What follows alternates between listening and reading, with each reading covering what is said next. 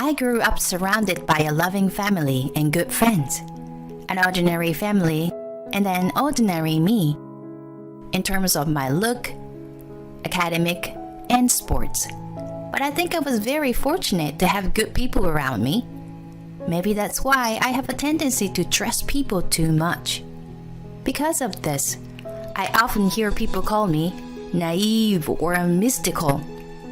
This story is about my pathetic mother-in-law, who bullied a trusting daughter-in-law. My name is Mary. I'm 31 and work as a salesman. My husband Jake and I just got married a year ago, so I still feel like a newlywed then. Let's have a baby, I used to say, but honestly, I was still enjoying our newlywed life.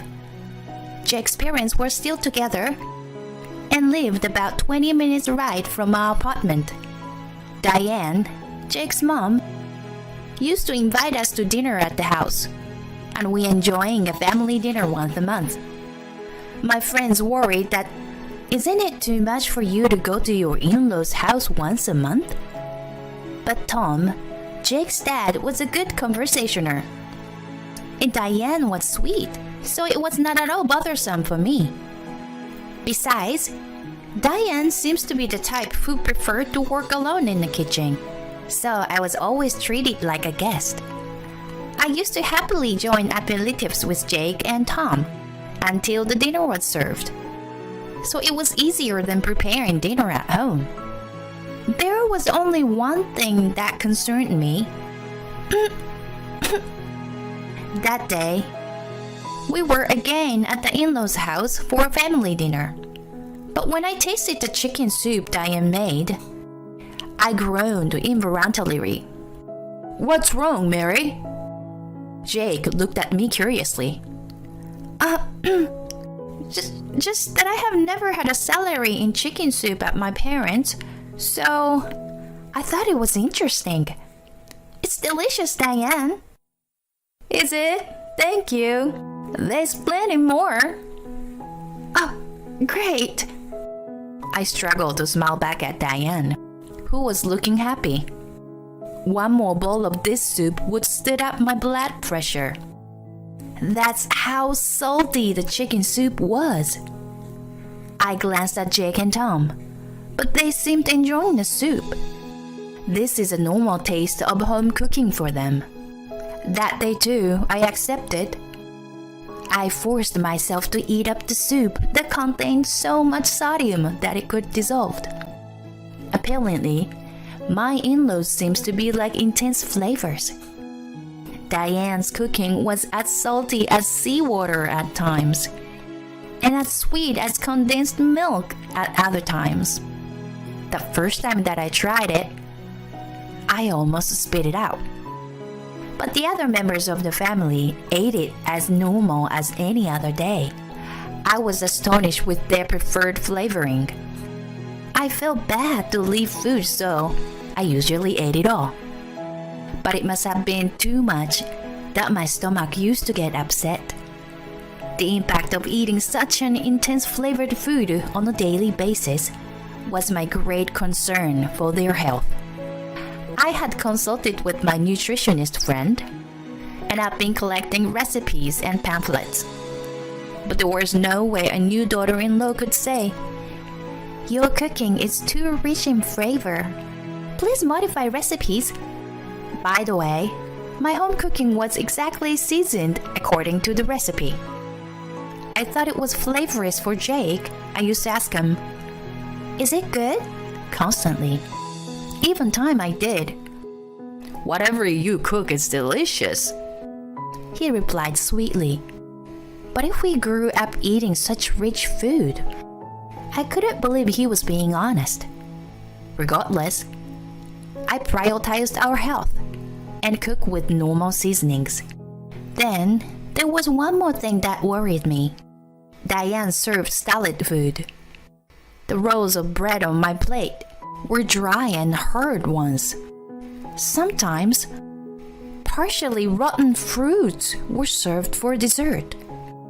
I discreetly removed the parts I couldn't eat. but I was worried that my in-laws were to get food poisoning sooner or later. Cookies for your snack, Mary. Those cookies Diane gave me were expired at 6 months ago.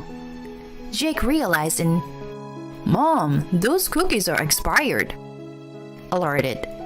Diane replied, Oh no, I am so careless. I was relieved that she left it aside. But then I shivered when I found the same box of cookies mixed in a snack bag she gave me on the next visit. I have seen this symptom before. The time my grandma got dementia. What to do? Diane's still in her 50s. I doubted she had dementia. I wanted to discuss with Jake about the too rich flavored food, and Diane may be showing signs of dementia. But I was too afraid that it was too much for him. Then one day, a small miracle happened to us. I became pregnant. I'm finally going to be a dad. Is it a boy or girl? Jake stroked my belly every day with excitement. When are we going to tell our parents? Should we wait until the end of first trimester? Well, doctor only confirmed the heartbeat, but I want them to help me in case something happens, so I will tell them after the 12 weeks checkup. I guess we just have to wait and see. I can't wait to tell everyone. I think my mom's gonna cry when she hears the news. You're right. I imagine Diane congratulating me with tears in her eyes. I felt warmth in my heart. I had been so excited about my long-awaited pregnancy that many things had completely slipped out of my mind. The following weekend, when I saw Diane's chicken soup on the table, I finally realized that there was a big problem. If I ate her ovary-seasoned food, it might affect my baby. The pregnancy books I'd been reading said high blood pressure and diabetes can affect the condition of pregnancy and childbirth. Stella breads and all the other things that might be expired could be okay for me but might affect my baby. The thought made me anxious and couldn't start eating. Oh no, Mary, you haven't eaten at all. I hope it wasn't too bad for your taste. Diane looked at my plate and frowned. No, it's not that. She's tired and doesn't have much of an appetite. Jake thought it was morning sickness and rushed to save me. I see. Are you working too hard, Mary? Don't push yourself too much. Thank you. Tom was kind, but Diane's face remained grim. I felt guilty for leaving the food and lying to them. But after everyone else finished their meal, Diane offered me a large brownie with an ice cream on top, along with a cup of tea. Have some sweets at least. I'm sure it will relax you. Thank you so much. What a thoughtful person. I thought I would at least have a bite. But lately I got heartburn after eating sweets. I saw Jake got a smaller piece without an ice cream. I whispered to Jake so that Diane couldn't hear from the kitchen. Jake, can I switch with yours? Huh? Oh, sure. He gladly passed me his plate, and I cut a thin piece with my fork. It was moist and soft. I put it in my mouth and downed with tea. Huh? This brownie is a little hard.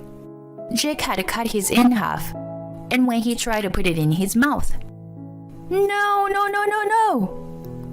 Diane screamed as she burst out of the kitchen. My heart jumped a bit at the sudden outburst. Jake looked equally puzzled when Diane took his brownie from his hand. Why are you having Mary's brownie? I gave it to her. Doesn't matter who eats it. Yes, it does. This one is outdated. What? Whoops.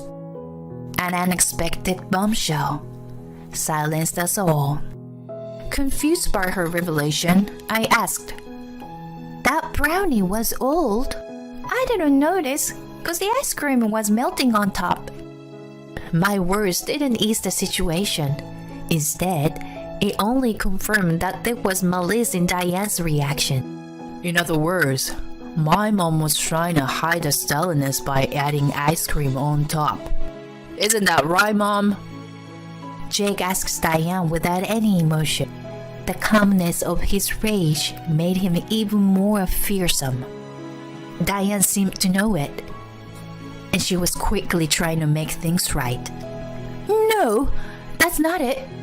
It's old, but it's big and still tasty, so I wanted Mary to have it. Then why did you so forcefully stop me from eating it? You gave it to Mary even though you knew it wasn't safe to eat. No way. Even I, a slow learner, finally realized, and I felt a shiver run down my spine. Well, I mean, you have been feeding me stale food and giving me expired snacks. All was intentional, wasn't it? What? What's going on, honey? Tom was glaring at Diane like a devil. No, not on purpose. I just happened to have some left over, and I didn't want to waste them. So I gave to Mary. That's what you call on purpose. I can't think of any good reason to make someone else eat bad food that you don't want. But she's not really our family. She's an outsider, so why not give her the old food, right? You came to my family too, but you had never been treated like that. No, but... Diane was banging on a table in panic. As I watched her, my heart dropped. There was no sign of Diane, who I loved so much. I was deeply disappointed and wondered if it was all an illusion. As much as I believed she was a kind and nice person, I felt even more disgusted. Now that I knew I had been betrayed, she looked like a distressed demon making excuses. Then there was one more thing that bothered me. Was it all harmless? Could it be also on purpose that all your food tasted so intense? What?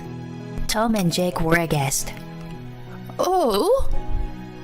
Diane's expression said, "Oh, shoot," with a devil-like expression.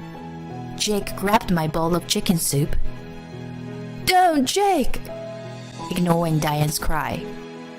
Jake took a spoonful, then he spit it out. Ew! It's like seawater. Tom, too, tried a sandwich I didn't touch and scolded. Mary, were you always eating up this kind of food? Yes. I thought this was the normal taste here. You and Jake ate it too, so... That's because ours was normal. I see.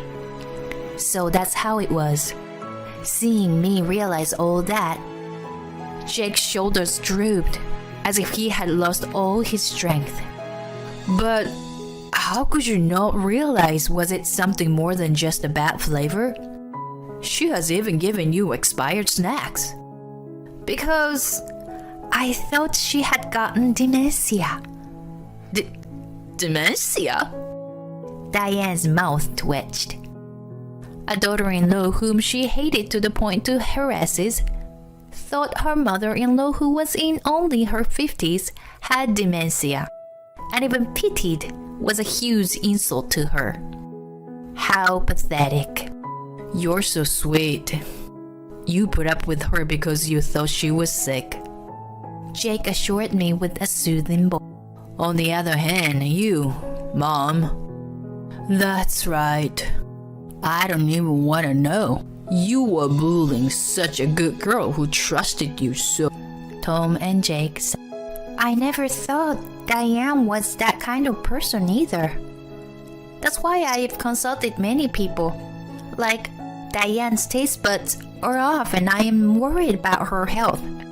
And Diane's still in her 50s, but she is showing dementia symptoms. Huh? Many people? Her expression changed quickly. She never thought that her misdeed had been spread. Like my parents, my friends, people at work. Oh, they were all helpful. They gave me all kind of tips and pamphlets. Here. I pulled pamphlets out of my bag and piled them up. I had been carrying them around with the intention of talking to Tom and Jake someday. I never thought it would come handy in this way. Whoa, you were really worried about her. The men unfolded the pamphlet as if they were moved by my action. Of course, Diane was upset. You're terrible. I am not sick. It's you who are terrible. Unlike you, she has a pure heart, so she was sincerely concerned about you. Shut up! Shut up! I didn't like her from the beginning. She became defiant. She pointed and glared at me like a demon. My beloved son was taken away by a dumb-faced woman like her. She didn't even notice the harassment. Are you the dumb? I wish for a beautiful and successful woman who makes me proud to walk around with in public. Diane, you are an idiot. Do not see what an amazing woman Jake married. You were being fooled by her. What the? In front of my eyes, my in-laws were having a fierce argument. Seriously? I was hated by Diane. Even though I knew in my head, it was painful to be in someone I trusted. As I slumped, Jake whispered, Why didn't you tell me before our marriage, Mom? If I had known, Jake. Diane looked hopeful. I knew it. He's on my side. Her. If I had known, I would have cut ties. Jake? Ignoring Diane's despair, Jake held me tightly in his arms. I'm sorry, Mary. I didn't realize how much crap you were going. Jake, I'm sorry too. I didn't recognize her hideous intention. Hideous? Diane's eyes twitched. She had never expected to be told such a thing by me, whom she had looked down on. I married you because you were so pure. Don't worry, we'll never come here again. Wait, Jake! I won't allow it. You a terrible mother. I'll never let you see your child. A child? Are you? She looked at my belly. Now she knows. But if she had noticed earlier when I had no appetite, it might have had a different outcome. She was too preoccupied with her scheme. Let's go, Mary. Yeah. I took the hand Jake offered and stood up slowly. Wait! I'm sorry. Jake, it was just a small indiscretion. Diane was rushing to grab him, but Jake dismissed her coldly. I am not the one you should be apologizing to. Diane glanced at me. Her eyes were full of disgust. I didn't want to forgive someone who obviously carried a grudge against me. So I opened my mouth before she could say anything. I had a great trust in you, and you betrayed me. I can no longer trust you for the rest of my life.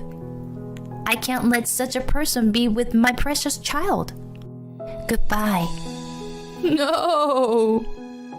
Diane collapsed in anguish. We left without batting an eye, with Tom seeing it. We would never come here again. It's strange for me to say this, but if only Diane could have cherished our relationship, she could have lived a happy life as a grandmother, surrounded by her grandchildren. What a fool. Later, when I told my parents and friends who had given me their support, You finally realized. They were either stunned or relieved. Apparently, everyone but me was aware that I was being bullied, but they couldn't tell me because I was truly worried about Diane. At least, they were listening to me and collecting pamphlets so that I could prove when I finally realized one day. I felt ashamed and embarrassed that my face was burning. In fact, thanks to the large amount of materials that everyone had given to me, I was able to prove that I had been seriously concerned. Thanks to them, Jake and Tom were completely on my side. I realized once again that I have been truly blessed by the people around me. About 2 years later, I have been busy taking care of my little son. Today is his first birthday. Birthday cake, fried chicken, and some other stuff. I am hard at work preparing dishes I'm not accustomed to making. Jake has been a great dad by playing with our son and changing his diaper. In the middle of it, I got a call from Tom. He was invited to the birthday party. I picked up the phone without hesitation, thinking he might have something to ask me. Hello, Mary? The caller, who's making sweet voice and checking my mood, was of course not Tom. Even after 2 years, I know it's Diane. After we cut ties, we moved to a new place far away from her and only told Tom. I also blocked Diane's phone number and had my number erased from her phone as well. Thanks to Jake and Tom being shielded between us, I didn't get her unwelcomed visit at the hospital when I gave birth. I've been able to live a really peaceful life, and now she wants to ruin it.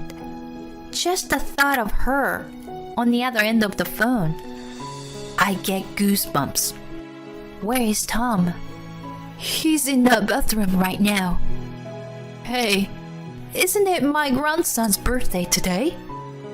I don't think Tom told her, but she might have noticed him discreetly preparing gifts. Jake says something is wrong from my tone of voice. He gestures to take over the phone with a worried look on his face, but I give him a thumbs up. I continue the call. I am too, a mother now. An innocent, lovely wife is a thing of the past. Listen, Mary, I seriously feel bad about what happened. I was wrong to do such mean things. I regret very much. So I want to see my grandson soon. I'll buy him lots of cute clothes and toys. See? Okay? Well, I don't need you to hide needles in or bug the toys. So, no, thank you. No, I wouldn't do such a horrible thing. I mean, you fed me all those disgusting stuff. You're exaggerating. It wasn't that bad, was it? Too much salt, sugar, and mold, too much of any of it would have destroyed my health. But, I mean it. I really regret. I'm sure you were kind enough that you would understand. You're right. I'm often told that I am kind. Yes, you are. But it's not that I'm kind. I'm just naive and trust people too much. If someone betrays me, I will never trust them again. So you will never gain my trust ever again. And I will not forgive you. I'll never let you see my precious son. Wait, Mary? Hey, what are you doing? Tom. I can hear Tom and Diane yelling at each other on the other end of the line. I quietly pressed the end button. Sorry for that. But you're getting stronger, Mary. Jake sighs in relief. He places his hands on my shoulder in encouragement. Of course. I'm his mother. My son looks content lying in his crib. And when he sees me, he flaps his hand happily. In response, I pick him up and rub my cheek against his. His body is small and soft. His mouth has a slight scent of milk. His dark eyes reflecting me.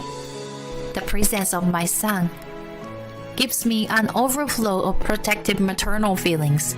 For my son, I can be an angel or a demon. I've outgrown my gentle but naive wife. Oh, it smells so good. It's about time the birthday cake is ready in the oven. My innocent son happily replies, to which we smile broadly. The day when I was oblivious of the malice of others, I was carefree and happy. But that was because of the people who protected me. So now it is my turn to protect my family. I'm adamant to be stronger and stronger, so that these happy days would continue for a long time. Mom and Dad were both so angry. But they're saying they'll forgive you if you apologize. What? Why should I be the one to apologize? I don't think I'll be able to get along with people who would say that. I'm never going to see them again. Don't be stupid. If that's what you're saying, I'm divorcing you. Get out. Actually, I was just about to leave, you know.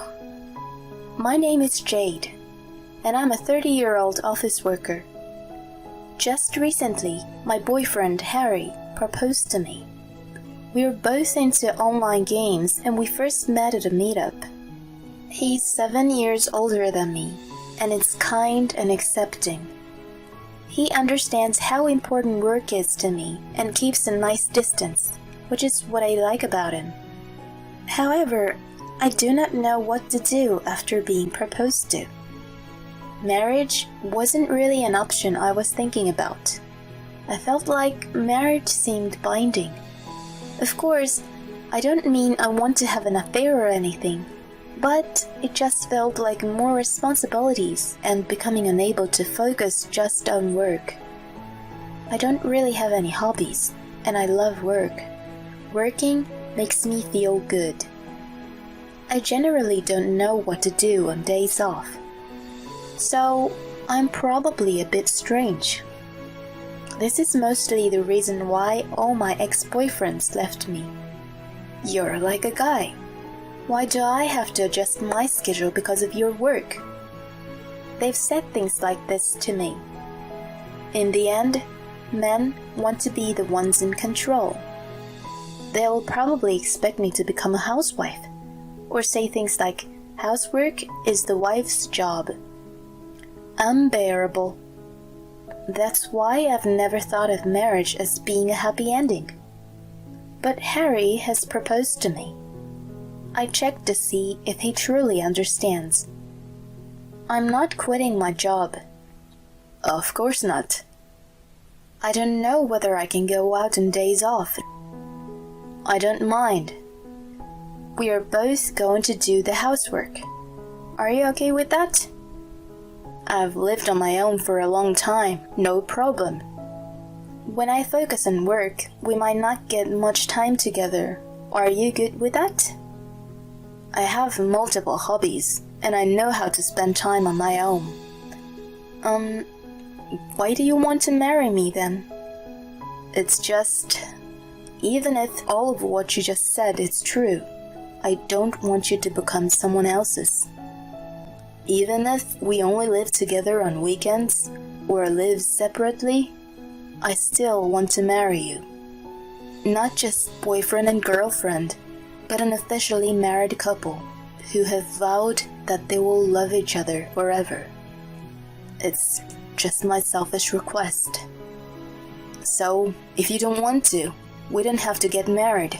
Common law marriage can work if that's better for you. This all made sense to me, so I decided to trust him. He truly understood me and made these suggestions. I know I can manage married life with this man. And maybe I don't need to change a thing even if I get married. This is why I decided to marry Harry. As I had been saying to my family and friends that I had no intention of getting married, they were all really surprised when I told them. My mother was in tears because she was so happy. I realized how much this meant to her. She always said, "Live the life you like." But in truth, I'm sure she wanted to see her daughter get married. I feel so happy to put a smile on my mom's face. I'm glad I got married. We have our wedding, and we start life together as husband and wife. We've moved into our new house, unpacked, and gone through all the complicated paperwork as well. It was then when Harry suggested we stay one night at his parents' house. It seems relatives are gathering this Saturday. I have to make sure I'm not rude to any of them. Oh, no problem. My parents were already old when they had me, and they'll probably think of you as more of a granddaughter than a daughter, so you don't have to worry too much. This is what my husband says, and I feel somewhat better.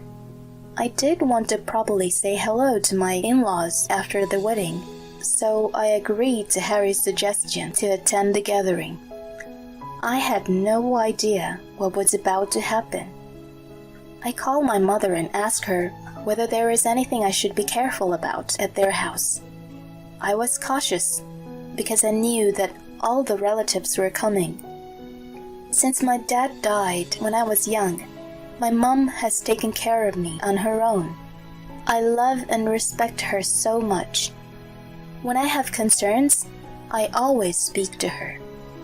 I should take an apron with me, right? Yes, it might not be good to help with the preparation too much. So ask them if they need help. And if they say yes, you should be ready to do what they ask.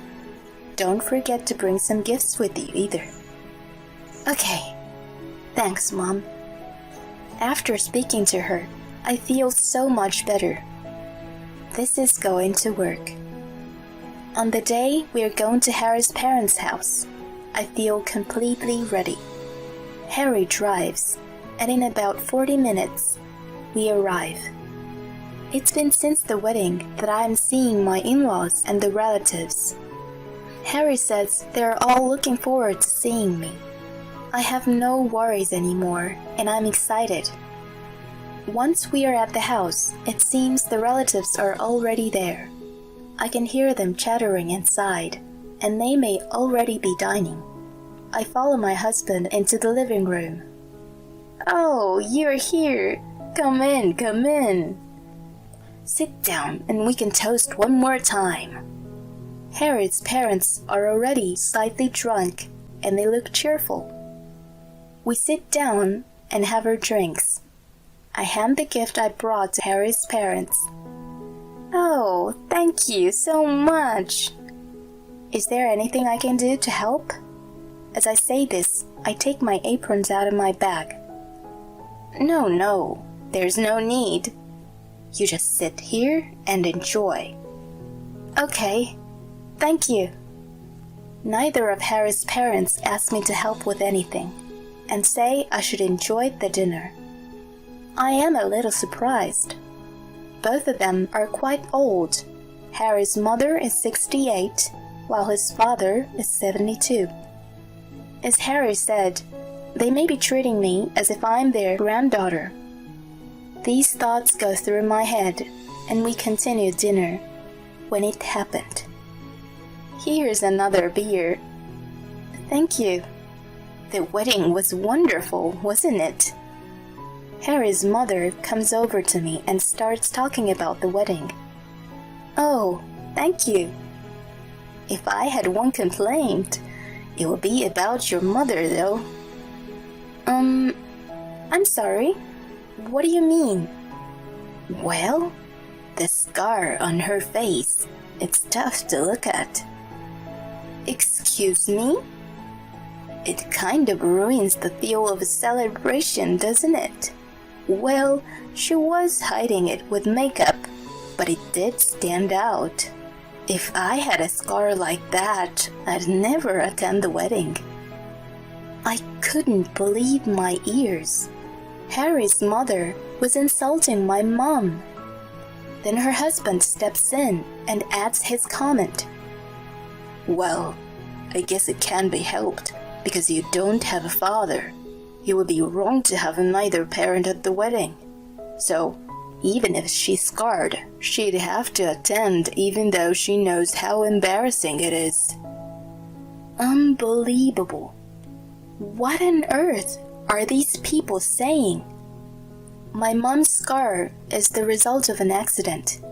When my dad drove when I was a child, Mom would sit with me in the back seat for my safety. However, a speeding car from the opposite lane came crashing into us. And though my dad cut the wheel, he crashed into a pole and died there and then. Mom came on top of me to protect me, but a piece of glass from the front window was stuck in her face, and she was terribly injured.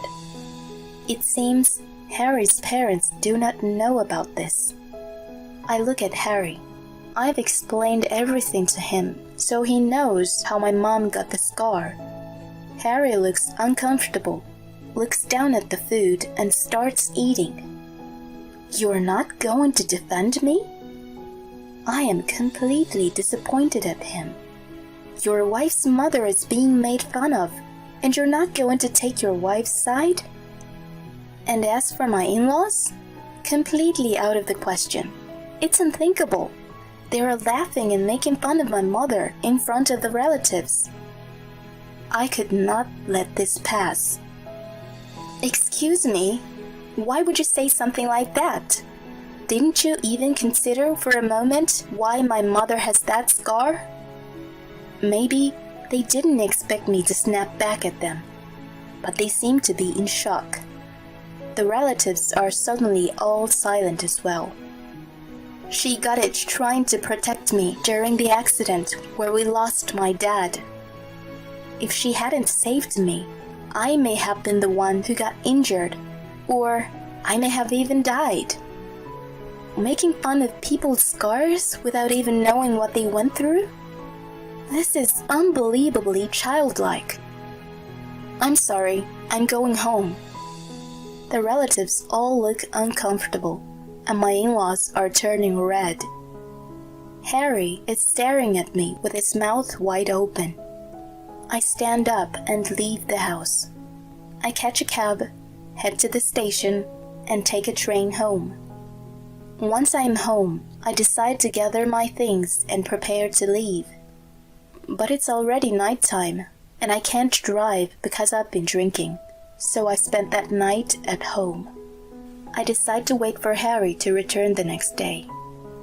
I wanted to leave as soon as possible, but maybe it's better to talk to him first and hear what he has to say before I go. When he's home, he looks very irritated. He throws his bags on the floor and glares at me. What was that? You embarrassed me and my parents. Your parents are the ones to blame. They insulted my mom in front of all the relatives. You know why my mom has that scar, and you don't even try to defend me? That's not what I'm talking about. First, you apologize for embarrassing me and my parents like that. What do you mean that's not what you're talking about? If your parents hadn't acted so childishly, none of this would have happened. You're insulting my parents again. That is not what I'm doing. I'm saying the facts. I am explaining what happened. Mom and Dad were both so angry, but they're saying they'll forgive you if you apologize. They're being so generous. You should be grateful. What? Why should I be the one to apologize? I don't think I'll be able to get along with people who would say that. I'm never going to see them again. Don't be stupid. If that's what you're saying, I'm divorcing you. Get out. Actually, I was just about to leave, you know. I pick up the bags that I had already packed. You intended to leave? Yes, exactly. Because your family were terrible to me. Okay then, I have something to show you too. He takes out the divorce papers and bangs them onto the table. He's already filled it out, and his parents have signed their names as witnesses. This means they discussed this and decided that if I don't listen to them, he would hand me these papers. Unbelievable. I want nothing to do with these people. So, you scared? If you're sorry at all, we're going back to my parents' house right now to apologize. I wonder why he thought this could be a good way to threaten me. I pick up the divorce papers in my bags and leave the house without another word. Harry cries, "Hey!" but I ignore him. And I am back at my mom's house. Of course, I've submitted the divorce papers on the way. This means I have nothing to do with Harry anymore. My mom is surprised to see me at home, but she hears what happened and has a frown on her face. I'm so sorry. It's all my fault. Hey, if you say that again, I'm gonna get angry. You're the person I love and respect the most. If anyone insults you, I'm not forgiving them. I don't care if it's my husband or his parents. Thank you, Jade. A few days pass, and Harry has reached out to me several times, but I continue to ignore him. Then it seems he couldn't wait any longer, and he arrives on our doorstep. I don't want to let him in, so we are talking at the entrance. Will you reply to me? And you have to come home right now. Why should I? I have nothing to do with you anymore. What? What do you mean? I submitted the divorce papers. Huh? We are not husband and wife anymore. Don't be silly. Why would you do that? You're the one who got the papers ready. It was just up to me to submit them. I was only trying to threaten you. What do I care? And why would you fill out the divorce papers just to threaten me? I can't believe this. I'm going to register our marriage again. Well, I'm not going to sign anything. And besides, I've already submitted documents to prevent you from doing that. No way. Harry suddenly seems to have lost his strength. Please, can you reconsider this? We were in love. You know, that's not the reason why you want to continue our marriage, is it? What? You want me to take care of and nurse your parents, right? Harry freezes. You can tell he hadn't expected me to be saying something like this. Your parents, they seem to have sore legs and a sore back. They're quite old now, so you wanted a wife who can take care of them, right? Otherwise, all the responsibility would be yours, because you're their only son. Harry is completely shook up. I just...